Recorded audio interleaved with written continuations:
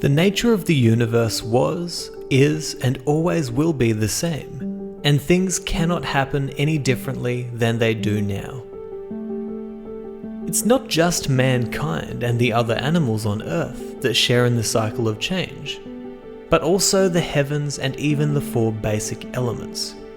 Up and down they change and alternate, Earth becoming water, water air, and air in turn becoming fire, with an analogous change coming from above downwards.